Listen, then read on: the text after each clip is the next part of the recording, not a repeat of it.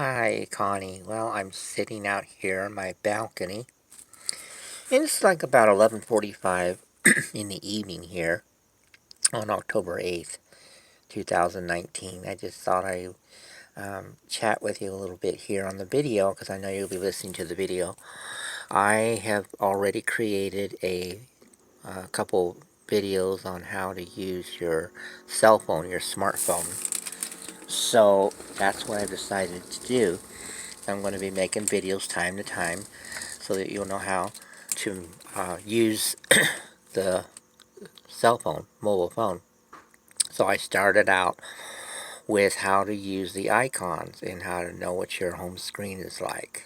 So I'm so happy I found you on Facebook. It's wonderful that we reconnected because it's great that we can get to know each other more, and because throughout the years, we can kind of share with each other all those absent years that we didn't see each other.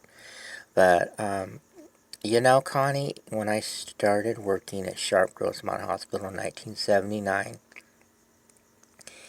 that was my honeymoon because, I graduated high school in 1976 and I got A's and B's and C's in my grades, and in choir I was a baritone, and we had the spring choir concert at Santana High School.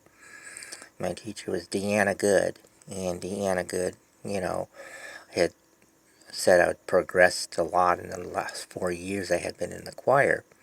Because in the beginning, when I was a freshman in the choir in 1973 at Santana, I was a tenor. My voice hadn't quite matured. I was like between that age. So my sophomore year, I was in the choir, and I became a baritone. And then I remained baritone the rest of the years. But I had done a lot of progress, and the choir teacher had given me on my senior year in June 1976, we had the concert, I had my musicianship award. Musicianship Trophy of the year. It was Bicentennial Red, White, and Blue Trophy of Musicianship. I got to play the piano for singers that wanted to sing solos. And then at the spring concert, I got to play Moonlight Sonata by Beethoven, the first and second movements. And my parents were there, my mom and my dad and my sister and my grandmother who taught me how to play the piano. And my close friend, Mrs. Wadlow, she was with my family too. And my psychology teacher also, Donna Lindsay, she had also been there at the choir concert and had heard me play the piano solo along with all that. So, and my sixth grade teacher, Sonia Howard, who I kept in touch with, she was another teacher I will be telling you all about. I had her in sixth grade special ed. She's wonderful. She's 86 years old, and Sonia and I still keep in touch to this day. I had Sonia Howard in sixth grade, 1969 to 1970, and then in January 31st was her last day because she went on sabbatical leave. She decided to go to England.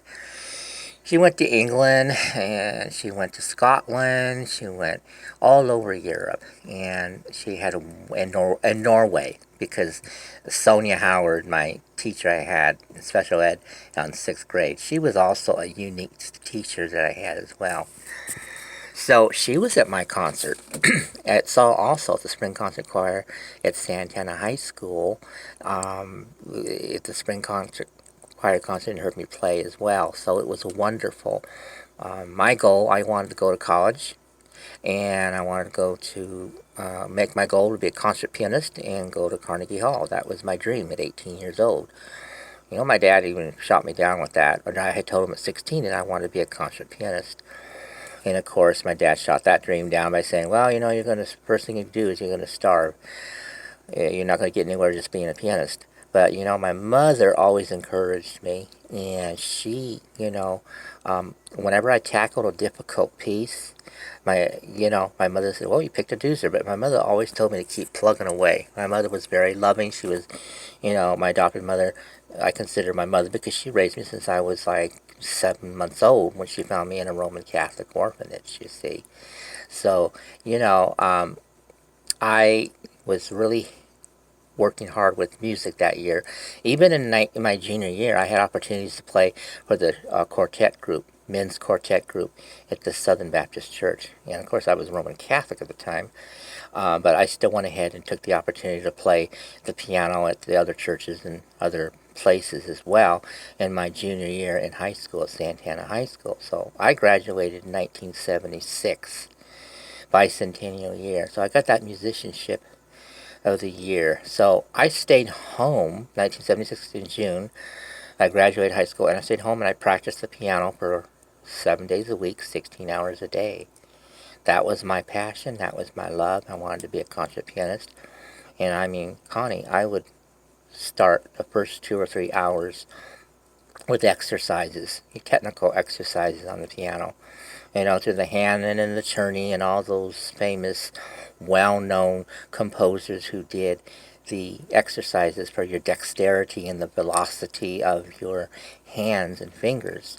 And so I practiced 3 hours with exercises, and then for the next 3, 4 hours, I went and practiced what I knew well. And then the next devoted 4 hours, 5 hours was difficult pieces. I went through the difficult passages and I go over and over and over and over and over. I remember at 18 I was going over the Edvard Grieg's Piano Concerto through the whole entire summer. And I mean, I went over and over and over the most hardest difficult passages. My grandmother was really scared that I was going to quit playing piano. She thought the Edvard Grieg's Piano Concerto, Opus 16 in A minor, was really too difficult for me, and I wasn't ready, and that was for concert pianists, because the original score of the Edvard Grieg's Piano Concerto in A minor, Opus 16, has 4 movements, and it's like about over 100 pages long. And so my grandmother said she had taught a student the Edvard Grieg's Piano Concerto, and she quit because she got frustrated. But I was never a quitter. I was always one who kept going and kept plugging away. So I worked all summer real hard. So in 1976, I didn't work. I stayed home. In 1977, I finally got a job at the Hamburger House. And I had good hours at the Hamburger House. I would, Monday to Friday, 6 a.m. to 3 p.m. Fridays was 6 a.m. to 12 noon, and I got my paycheck because I worked for Foodmaker Incorporation. Foodmaker Incorporation is the corporation that Jack in the Box is involved with. Well, at that time, back in 1970s, the 60s and 70s, Foodmaker had what was called the Oscars. It was called the Oscars and Restaurant and then a Hamburger House. Well, I worked at the Hamburger House in 1977. And so Pamela J. Clark was my manager. She hired me. I was 18, brand new to the world. Now, let me tell you something. At 18, back in 1977, I had never worked in the world. So it was a whole entire new world for me. But I had a very understanding boss. She was Caucasian, Pamela J. Clark. And she was the manager there. She hired me, and I worked full time, and I had weekends off. It was great. Pam gave me a chance because being new in the world at 18 years old in 1977, she knew I was not experienced. I broke the garbage disposal about 2 times. She gave me a chance. She could have fired me, but she gave me a chance, and I was so hyper. I had so much estrogen and energy, at 18. And anyway, I really liked that job because on Fridays I get off at 12 noon, and then I would turn around and go eat at Sir George's in El Cajon, go out and eat, and go out running around, and then I go buy music, a lot of piano music, and I enjoyed that because I had some friends that I hung out with anyway, that I kept in touch with from in high school. So in 77, in the evenings, of course, I would, get home, eat dinner at my folks, and then I go out. Because when I was living with my folks, I stayed living with my folks till 1980, 82. Okay, so that's my folks let me come and go as I please. I paid my rent. I paid my mom like $160 a month for groceries. That helped her for groceries. And mom and dad let me come and go as I please. So I had the enjoyment of being out on my own. You know, I lived with my parents and being able to come and go. I mean, I ate dinner at home at my parents all the time. I would eat out, of course, and there were times I didn't come home with my folks because I usually would spend the night at friends' places, or I was, and back in those days, in 1977, 78, I hung around with Judy Blair. She was a cheerleader I went with in high school.